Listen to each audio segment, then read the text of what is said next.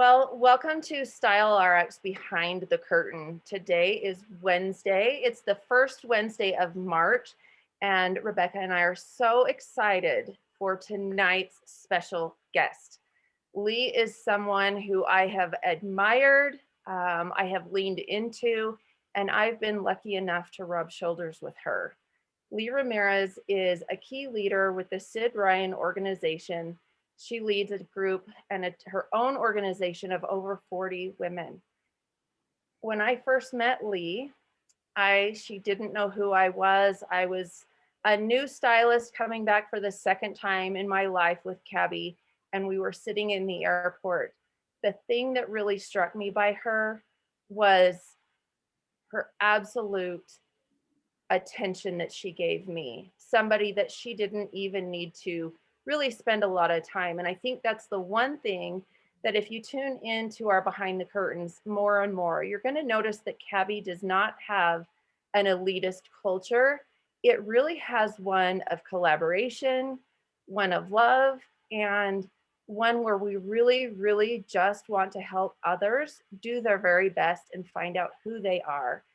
Lee has two of the most darling bulldogs you will ever find.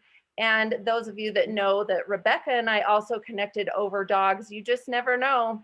Those dogs on Instagram, they can really do something to you. So Lee, I'm going to turn it over to you for a second. And why don't you tell us a little bit more about yourself? And then Rebecca and I will just start throwing questions at you.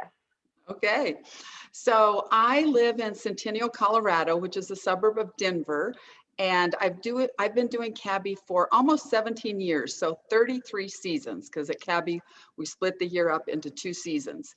And let's see what else. I've just had a wonderful career with Cabbie. I started Cabbie, or I decided to make the choice to do Cabbie in the beginning because I was really tired of the corporate world. And I wanted to have some autonomy, some control over my life so I could be the kind of mother that I wanted to be. And when Cabbie came along, I wasn't really sure if it would fit those qualifications. It sounded like it might, but it has given me, it gave me that flexibility while I was raising my son. And now it's filling my cup up in lots of different ways. And it's given me so many unexpected blessings along the way. And I don't know what else you want me to say. Well, you're being very modest. So let me jump in. You did mention that you've been married 33 years. 35. 35 years. And you are formally or are a biochemist. You guys. Yeah, well, that's my education is in biochemistry, and I was selling high-tech instruments in that field before I did Cabbie. So fashion was like not in my wheelhouse at all. I'd always loved fashion, but I'd never worked in fashion. So like anybody with any background really can do Cabbie because Cabbie teaches you how to do it. Well, so that's going to bring me to my very first. I love that you. Go ahead. I was just going to say, I love that you said that, Lee, because I feel like so often women think, well, I don't know anything about fashion. I'm not even sure what to put with what. And here you go. You just started your career with Cabbie and you didn't have a fashion background either. So I love that. Yeah. So that actually leads me into the very first question I wanted to ask you. It really is something that we do a lot in Cabbie. So it's the before Cabbie when I was first introduced to Cabbie and since Cabbie So would you mind filling in that blank for me? Sure. So before Cabbie, like I mentioned, I was for like 20 years in the corporate world was selling high-tech instruments to scientists, basically. I used to tell my Cabbie story and say most of my clients, their biggest fashion decision every day was what color pocket protector to put in their pocket. I was selling to a bunch of nerds. But anyway, let's see. So that was before Cabbie. And what attracted me to Cabbie was the opportunity. I'd always dreamed of owning my own business, but I didn't really want the overhead. And so when Cabbie came along, I thought, okay, no overhead. I will own my own business. I had some qualifications. One was I wanted to be helping someone, because when you're in sales, it's just like, okay, what's your budget? And let me spend all of it for you. It's really about taking from others and not giving to others. And so I wanted that to be different in my next career. Of course, I wanted the flexibility in my schedule. And I really wanted the opportunity to work with women because my field, the science world, is 99.9999% men. And I just thought it would be a breath of fresh air and fun to work with women for a change. And since I've been doing Cabbie for 17 years, there's so many things I learned. And for sure, it gave me the flexibility I wanted. I've been able to fulfill my my dreams of giving back and making a difference in the world. And just all the rich relationships it's brought to my life. That was something totally unexpected. I really didn't even envision that at all. And then just the personal growth that I've gone through, how it's changed me as a person. And I know this sounds kind of corny sometimes to women, but it's true. I see a personal transformation happen in, again, probably 99.99% of women who join Cabbie, because of the culture we have, the ability to grow and thrive and build something in this culture. It's just so empowering. Yeah. Well, I love that you brought up the fact that you didn't have to have an entire storeroom full of inventory to do this business. Cabbie provides us with everything that we need with our initial investment. And so that is super, super fun. I want to talk just a little bit about, I come from some different direct sales companies, and I know throughout the direct sales industry, there's about a 25% retention rate amongst consultants, stylists, whatever the term is that they use. But at Cabbie, we've got an 87% or more retention rate for stylists season to season. And I kind of have some ideas about why I think that might be, but I would love to hear your thoughts on, how is it that our company is able to retain the majority of the women that decide to begin businesses? Well, I think there's a lot of different factors. First of all, we're very unique in the direct sales industry. And a lot of that boils down to the math, because at Cabbie, you're able to start earning an income immediately. You don't have to bring on a team member. You don't have to, cross all these boxes, and you just have to start doing shows or inviting women to shop with you, and you start earning commission immediately. And so we have an average sales per stylist that's much higher. I mean, when our president goes to direct sales conventions with other CEOs of other direct sales companies, they think she's not even telling them the truth when they hear what our average sale is per stylist, or our average income per stylist. And that was one of the things that, going back to what drew me to Cabbie, was I needed to have the ability to build a six-figure income, because that's what I was making in the corporate world. And before I joined Cabbie, I examined the business model. Like, the clothes were cute, yes, but what was most important to me was the business model. I examined it very in depth to see exactly what it would take for me to build that six-figure income. And I knew it was all about team building and attracting other women to the business. And so let's see, I'm trying to answer your original question. So that's one of the biggest things, I think, the earning potential at Cabbie that gives us the, a much higher retention rate. And then it goes back to the culture. This is a culture of amazing women. I think what keeps women at Cabbie season after season is this right here. Because again, women are kind of like, yeah, that sounds too good to be true. It kind of is. You know, Cabbie is like, I've never experienced anything like it before. It's just a unique culture where we all support each other. And I think because of that, you know, there's a cliche that says like attracts like. I think we have some amazing women who keep attracting more amazing women. I mean, my first meeting or convention, the Scoop that I attended, I was so impressed with all the women that I met.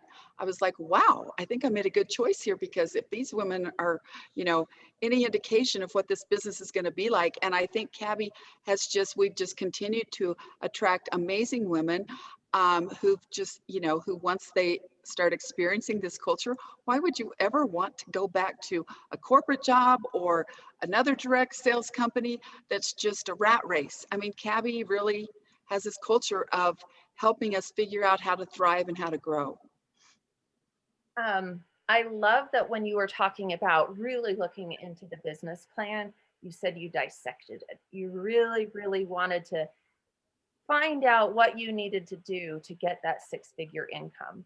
And when I'm helping my team, oftentimes I'll let them tell me what their goal is, and they'll shoot out a number. And I'll kind of see what they're going to do with it, because I want to know how their brain works. But I found that really it's that you have to dissect really what you want to get. And then the cool thing about Cabbie is it's a matter of math. So you come from the science world, and I'm sure you sat back and you were able to say, okay, I want six figures. And so that means in 6 months, this is how many shows I need to do. This is what my show average needs to be. And then you were able to get to work. So that being said, since you are a key leader, you lead a huge organization on your own. Why don't you tell me a little bit, Lee? I would love to pick your brain as to why you feel a goal and a vision is such an important part of really succeeding in this type of business. Well, they are key. Like, it is the most important thing, and in succeeding at this kind of business. I think the main reason why is because when you want something so badly that you're willing to walk through fire to get it, to hold on through, you know, life's up and downs, and keep focused on, you know, what you want, then I mean, that's what gets you through what we call the messy middle, because life is going to throw you curveballs, you know, and your life is going to keep changing. But if you have a clear vision of what you want, and you've really defined that vision so much that, you know, like I said, you will walk through fire to make that happen, then that's what keeps you putting one foot in front of the other, and moving forward when times get tough, because everybody fails in life, and a lot of people give up after they fail. But it's failing is what teaches us really valuable lessons.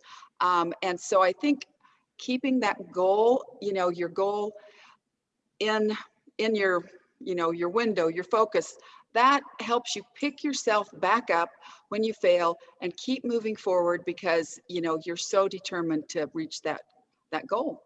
I And love that if you because don't define that goal, then what's gonna keep you going when times get tough? And how do you even know what to do if you don't know what you want? well, and I love that because we often say Cabbie isn't a hobby business. It's a full-time or it's a part-time business. Yeah, And it so I doesn't have to be full time, but even if as a part-time person, you know, you're not doing this just for fun, right? You want to have the income, you want to get at least a profit out of it, and you need to know what you need to do in order to make that happen. and I think that really lends to that 87% retention rate that Rebecca was speaking of. And also, those 87% women, they're all working the business, or they don't last more than a season or two with Cabbie. And I think that's also a defining difference as to why exactly what your answer just said is that you want to walk through fire. This is something that you can make it work. But Cabbie's been around nearly 20 years, and a lot of people don't understand that while some of these direct sales companies have come and gone, it's these women that really define their goals and visions. but also were so willing to share what worked. So thank you so much. Well, and one more thing I didn't mention about why Cabbie has such high retention, I think, is our training. Because Cabbie, and this is something I saw from the very beginning, because being in the corporate world for 20 years, I'd experienced so many different types of sales training and all different types of training. I'd done the DISC profiling and you name it, I had done it. And when I came to Cabbie and experienced the training for the first time, I was just so impressed. And I think the thing that was the most impressive was that it was other stylists teaching me how to do, what they were doing, other successful stylists, because you just can't get the same type of training when you bring in a third party from outside as you can from people who are in the field walking the walk. And that is really, I think, a mark of distinction for Cabbie is our training. 100%. I absolutely agree. We have got some of the best trainers ever. I wanted to talk just a little bit more about how you transitioned into your business. I think that we've kind of hint on the fact that this business can be whatever it is that you would like it to be. And if you're looking for a 6-figure income, then 100% this can fulfill that for you. I'd like to hear just how you transitioned from your former life as a biochemist into this. Was this something that you just jumped in with both feet and you're like, Cabbie 100%, this is where it's at? Or did you do part-time Cabbie while you were still working in your other career? And along with that, how long did it take for you to see the results that you were looking for? Because one of the things that I found is that this is absolutely a building business. I love how it just keeps, it's like compounding interest. It just keeps getting better and better with time. Right. Let's see. I'm thinking about your questions again. How I transitioned, well, there was no transition. I had already left the corporate world because I just became very disillusioned with it. And so I left the corporate world and was actually actively interviewing for other positions and came this close to accepting a job with another company. And then I was invited to a Cabbie show that my upline hosted. And when I saw the clothes, of course, the first thing I said was, well, what do you get if you host a show? Do you get a discount? And so I hosted my first show, and this was before I started, and I saw how my friends responded to the clothes. And I saw the kind of experience it was for my friends.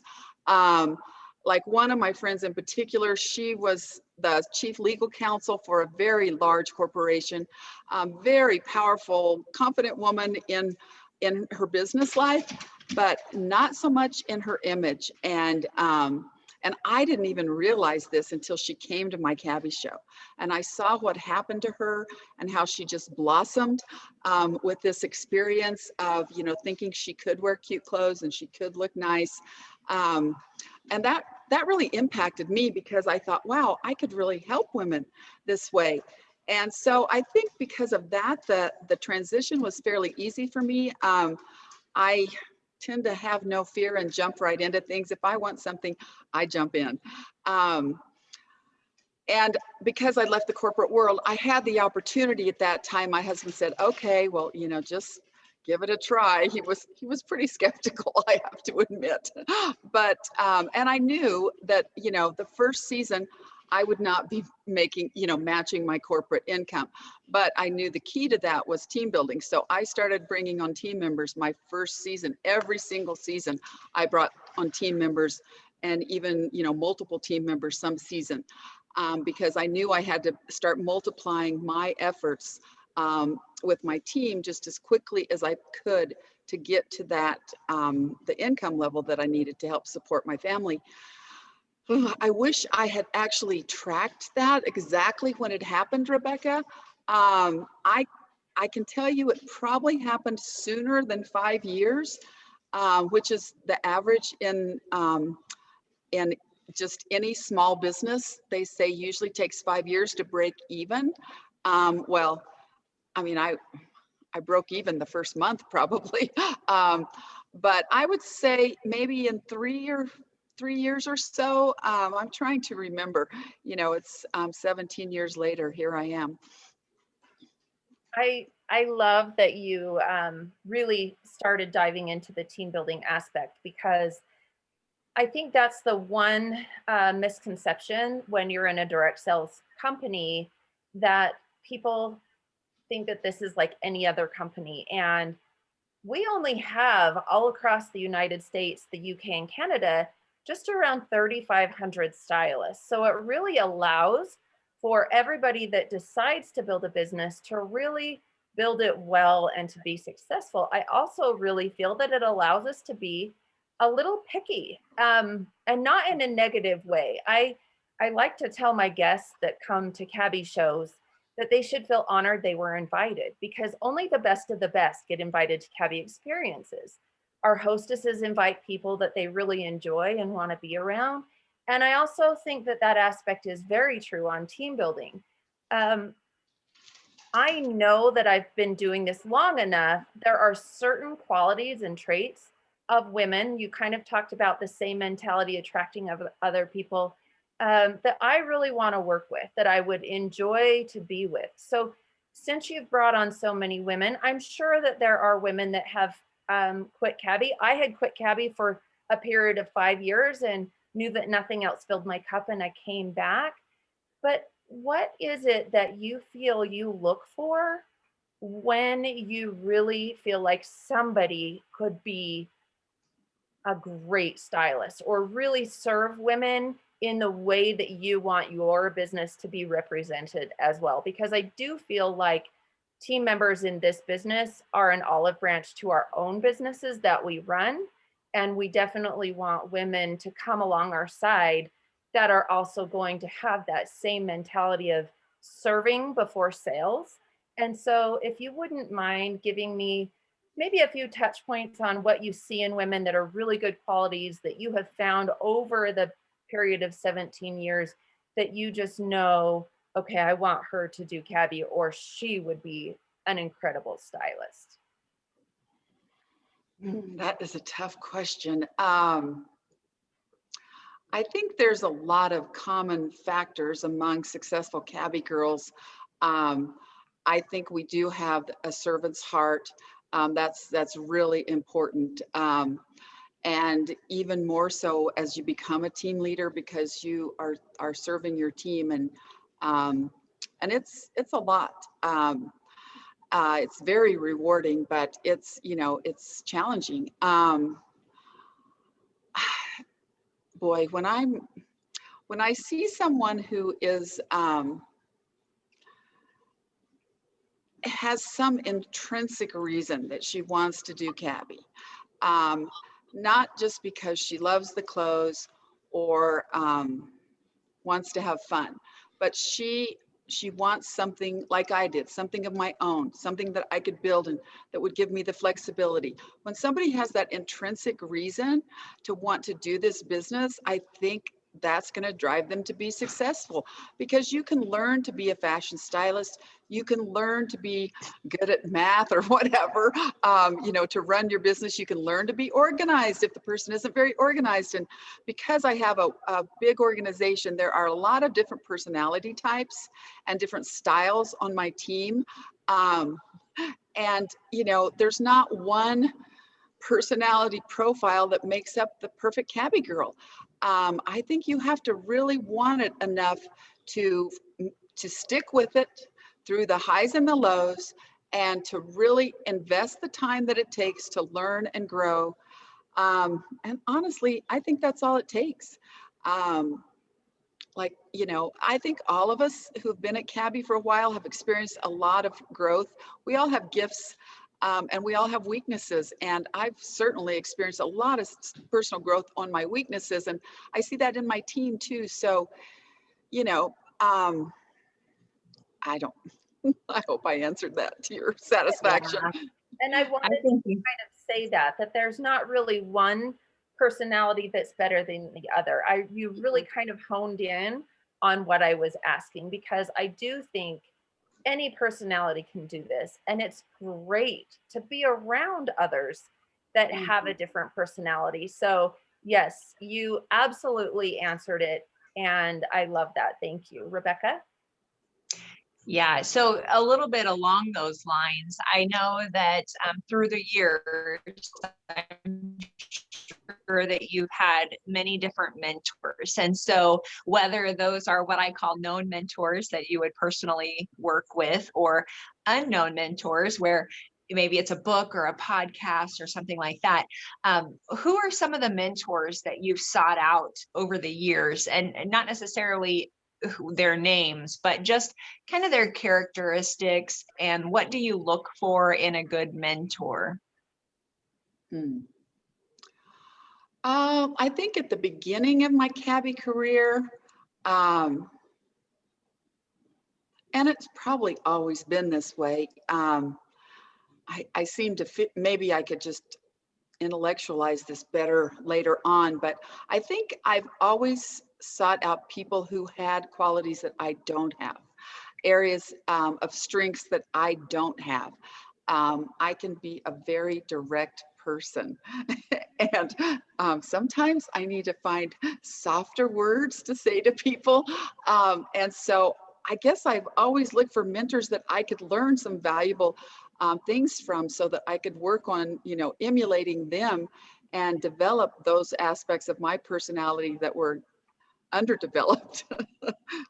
And I guess I would probably encourage anyone to do that. And that's kind of the beauty of working as a team, no matter what size the team is, that we all bring our strengths and weaknesses, and so we can help each other. I mean, my team members will say to me, okay, Lee, don't bring the hammer. And so I, and I need to hear that, because not everybody is just like me. And, some women, they need a softer approach, or whatever. Some women want to hear all the data. They want to know the numbers. And so I think looking for mentors that have those things that they could, you could learn from them, that are not one of your big gifts, is important. Well, and I think that goes back to this incredible training that Cabbie gives us, because it's not all just on fashion, right? They know that they are dealing with 3,500 different and unique women. And then from those 3,500 women, 2 to 3 times a week, we're dealing with women that come to our shows with different personalities.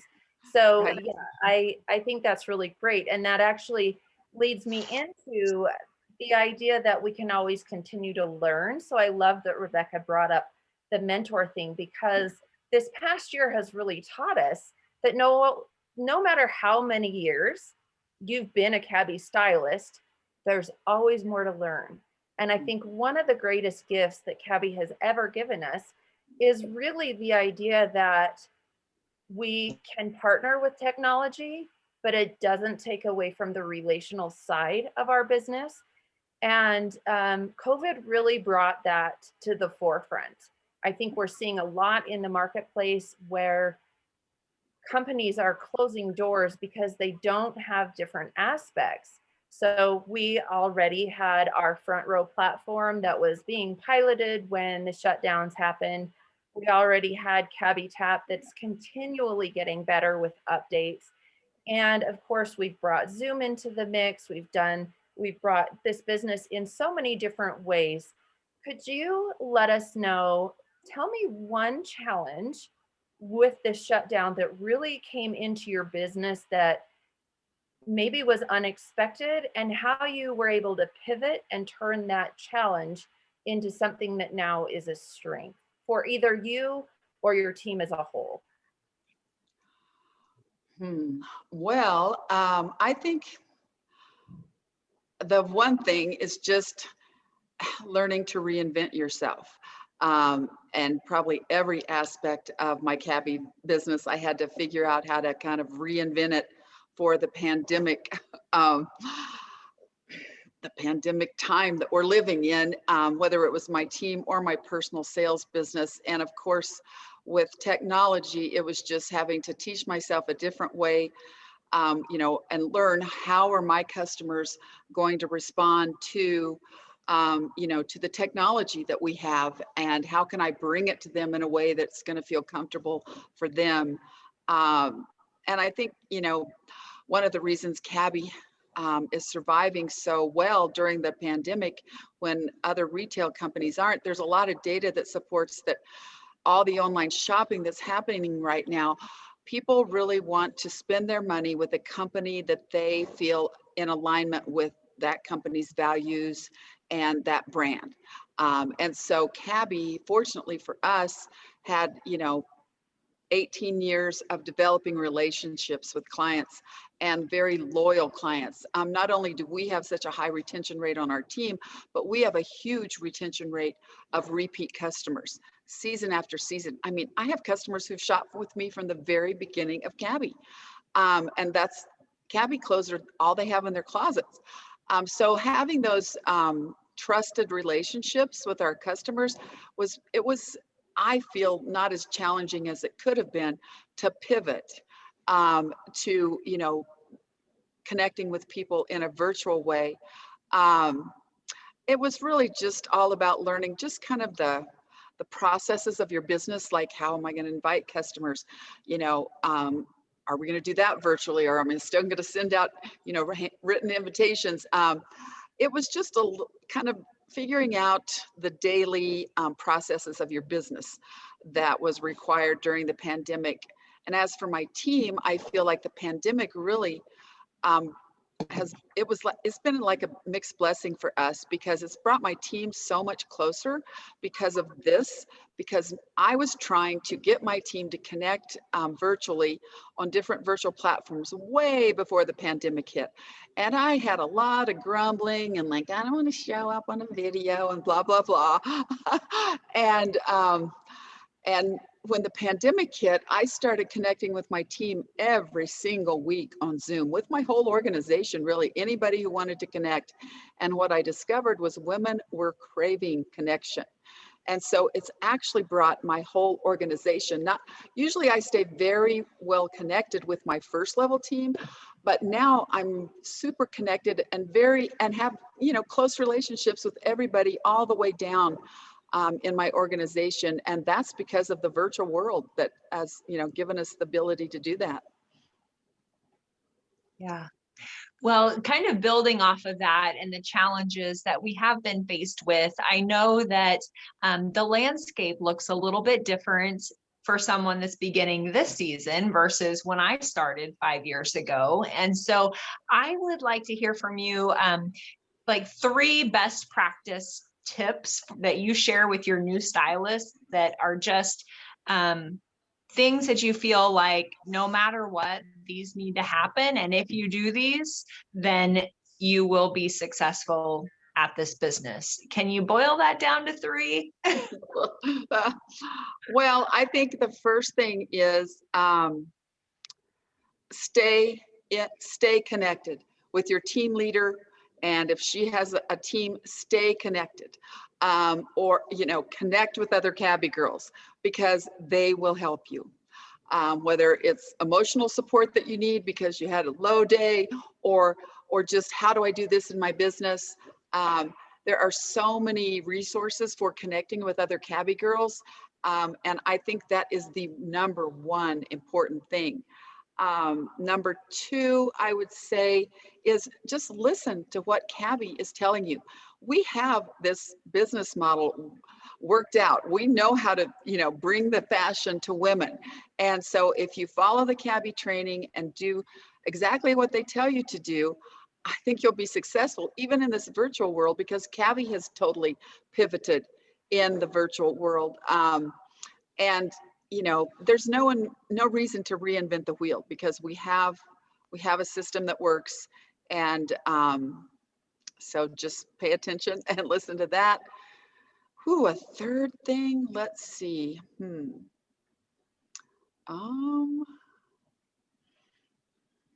I think manage your own expectations, because a lot of women come into this business with expectations, whether it's about your performance, like I'm going to be a superstar right off the bat, or whether, oh, all my friends and relatives are going to host shows for me. And I think you just need to, start doing the things Cabbie tells you to do. And, maybe you won't be a superstar your first season, but if you do these things consistently over multiple seasons, your business will grow. I guarantee it. Sorry, I didn't know what that noise was. I have watched it happen for so many different women. And then, this is so common in freshmen is their feelings get hurt because like their best friend doesn't want to host a show for them. And they just thought they expected her to. Well, what I have discovered is it's not your best friends that will be your best clients or hostesses. If you can get a handful of women to agree to host a show for you, then your network spreads out through their network. And the women that fall in love with Cabbie, they will reach out to you and say, I want to do this. I want to host. I want to be a client. I would say I probably only have 2 women that hosted for me originally that are still hosting for me today. All the other hostesses I have met by, just what Cabbie told me to do to grow my business. But I think you have to manage your own expectations because your business is going to be your business. Maybe you're working at part-time. So of course your numbers aren't going to be the same as what a full-time Cabbie girl is doing. Just manage your expectations, give yourself some grace, know that you're going to stumble along the way. And, but yeah. Wow, those are some really powerful nuggets. And to be honest, I thought the first thing you were going to say was block your calendar because we all hear that. But I actually love that you brought it full circle into relationship. Stay connected. Blocking your calendar, that's just a process that you need to develop for your business. Like, how am I going to get this, manage my calendar so that I don't make myself crazy? That's just a process. I don't think it's a key indicator of success. That's awesome. That's why I'm so honored that you're here, Lee, because I do think this is one of those businesses where we get to lean in. We get to stay connected. And I think especially, I don't know, Rebecca's in the Hunter organization, but the Syd Ryan organization, every single Friday, even if somebody doesn't have a team leader that leads a Zoom call like you are so good about, our own founder and co-director, Syd Ryan and Jeannie Shannon, offer what's called a noon Zoom call. And we get to sit face to face with the executive founder of this company. Who does that? I mean, you talked about the corporate world and how you can't get an outside person to come in and say what works really well. And I came from the banking industry, and there was nothing more frustrating than when somebody from upper management would change what was working really well or wouldn't listen to those suggestions. And, you heard of these people, but you never got to see them. And so to have an experience or an opportunity, and I know each founder's organization does this in some way. This is not a unique thing in the Cabbie world. This is something that is part of our culture. To really have that opportunity to connect with other stylists that are also, having a rough day or trying to impact others is something that is so unique. And if you don't mind me sharing, the first season that I actually really got to know Rebecca, we were both invited to mid-season together. And mid-season, for those that don't know, before Cabbie or before the COVID shutdown, was really a group of women that Cabbie thought, okay, we need to kind of collaborate with these women. They're maybe team leaders themselves. So it was really a smaller group of the leaders within the organization. And I was so nervous to go because I thought, oh my gosh, all these leaders are established. They're already going to have a roommate. Why would they want to share a room with me? And I nervously reached out to Rebecca. We got to know each other really well. My point is, find your people. There are so many people that are so willing to help and to lean in this company. And it doesn't have to be your direct mentor. It doesn't have to be your direct team lead. It might be that woman you connect with on Instagram that's in a completely different founders organization and you connected over a dog. I mean, Right. that is the one thing that is so unbelievable and so powerful. So I'm so grateful to you that you said the number one thing is to stay connected, because the team that I've had in the past, if any of them have stopped selling, it's because they stopped connecting. And so I truly appreciate those three, oh my gosh, nuggets that are giving me goosebumps. So, Well, and when you said you get to sit in, on a Zoom call with one of our executive founders, not only do you get to be there with her, they want to hear what you have to say. Cabbie cares what we have to say. This company is really run by us, I feel, in a big way. And that's been something so impressive to me all the way along, that Cabbie listens and then they make adjustments to our business based on what the field is telling them. I mean, that is not how the corporate world operates. I can tell you that right now. And so that I think is a mark of distinction at Cabbie. And I've always felt it's just a very encouraging environment to operate in, because when somebody cares what you have to say and they listen to you, and maybe you do have a good idea, and so they take that idea and they run with it. I mean, wow, how uplifting is that? I could go on and on. shows too, just like you're still doing shows, Syd Ryan will still do a show. And Right. and Jeannie, our co-director, still does shows. So it is really, really unique. Rebecca, do you have one more question for her before we jump into quick fire? I have one quick fire question I did not want her to know about because I'm so excited about it. That why don't you see if you have one more question, and then we'll wrap up with our quick fire questions. And just, oh my gosh, I am loving every minute. Yeah. Well, I don't have a question for you, Lee. I just want to really thank you again for being on here with us and sharing your heart. And I know that this is going to speak to a lot of women. I appreciate the fact that you're willing to share your journey. You're willing to share your words of wisdom. And this is going to be a very impactful recording that we're going to be referencing for years to come. Oh, completely. Thank you. It's been my pleasure. I mean, it's so fun. I just love connecting with other women. I mean, and other amazing women. So. All right. Okay. I think, Amy, you should do 3 rapid fire questions, and then I will, since my internet is a little laggy tonight. Okay. The red in me wants to know, okay, explain the rapid fire. Like, what am I supposed to do? Oh no, you can't know. This is a fun thing that we like to do at the end of each interview. Make it a little more lighthearted. Bring out our yellow, and we are just going to ask you really quick questions. They can be one word answers, or as quick as you want. And Rebecca and I are just going to take turns.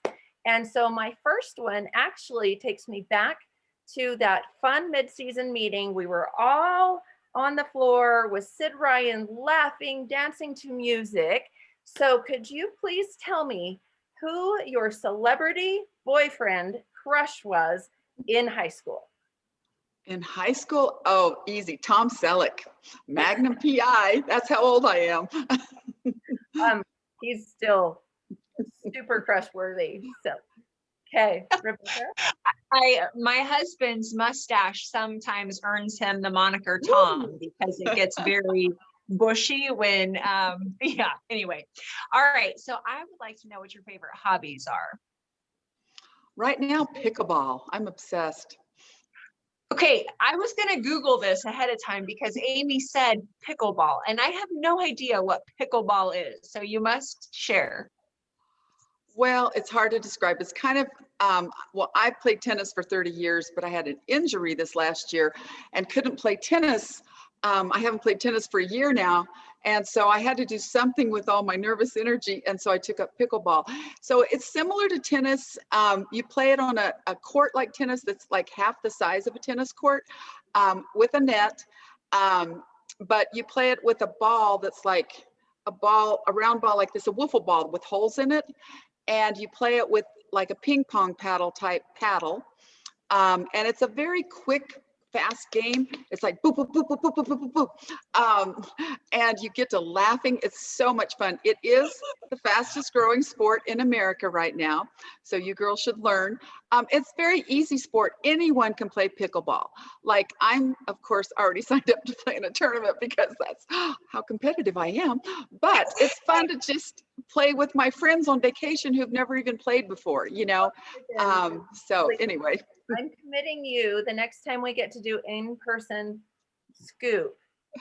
I'm committing you to teach me one game because okay.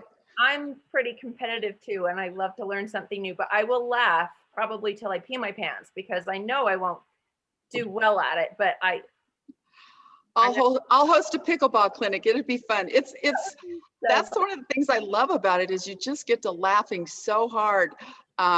It's just so much fun. Okay, second rapid fire question.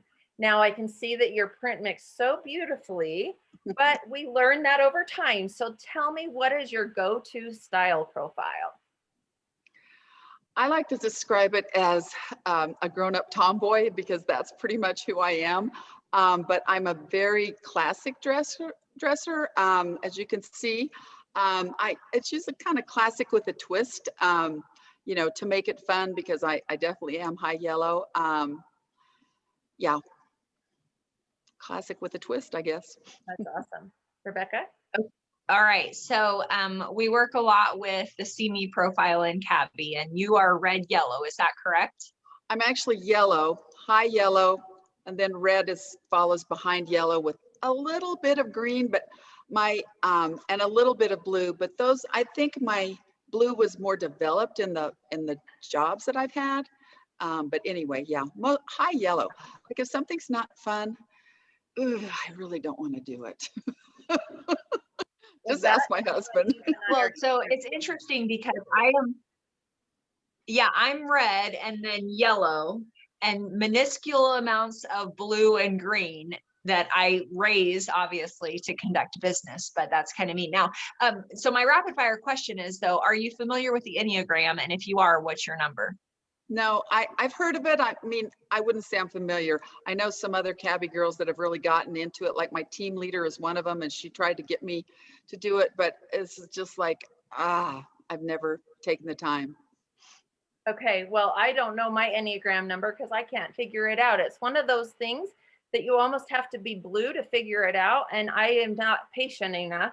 So that's why we're kindred spirits. Rebecca is higher red and yellow, and I'm higher yellow, high red. And my team member, Jamie, on here is probably dying because I have hardly any green and I had more blue when I was coming from the baking industry. And my green has gotten up, but yeah, that's why we are kindred spirits, Lee. Yes. Yes. And if it's like some, you know, I mean, I had to learn how to do spreadsheets, and my team, you know, I do love a good spreadsheet, but I learned that before I came to Cabbie. If it's not fun, if it's some really tedious, you know, time consuming activity, I'm probably out. I'm out the door playing pickleball. Okay. My last rapid fire question. What is your favorite color?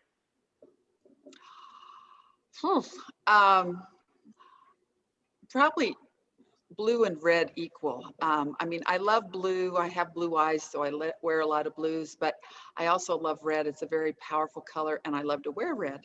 So. Hey, Rebecca. Okay. Last question. What's your favorite piece on the Spring 21 collection? Favorite piece? Ooh, I hate it when my customers ask me this question. I have so many favorites. Well, probably the two pieces you were each wearing are my equal favorites. I love both of those pieces. I just think it's a really fun shade of green, and they're both like the go-to top is so versatile. It looks great on everybody. You can do a lot to style it, And then the Mod Bomber is just a fun piece, you know, and Really is. I'm all about the fun. Yeah, it really, really is. Okay, I'm gonna let Rebecca wrap this up, but I didn't personally really feel like I got a chance to thank you. So from the bottom of my heart, from the first moment I met you in the airport to every time I've had the opportunity to rub elbows with you, I don't want to get teary. You're gonna make me tear up. I just can't tell you what an impact you've made. I'm one of those women that I love to observe and lean in and question people and find out what they're doing. And you are one that, when I met you in the airport, I never would have felt that, oh my goodness, I get to rub elbows with Lee. And that's what's funny about it, because we don't have this elitist community, but you have always had such a soft way of reaching out to women, even in your red. And that is something that I aspire to do and to be more like. And so, really, Lee, when I grow up, I want to be just like you. And I cannot tell you what an impact you've made on my life. So, Oh, thank you. wow, what a wonderful thing to hear. Oh my gosh. Okay, well, life doesn't get any better than that. So thank you, Amy, for those kind words. I just encourage any woman out there who's interested in being in an amazing community of women that will push you, help you, love you, whatever you need. This is where that community is. Yeah. Well, thank you, Lee, again, for being willing to hop on here with us. And thank you to everyone that's watching this live or is viewing the recording.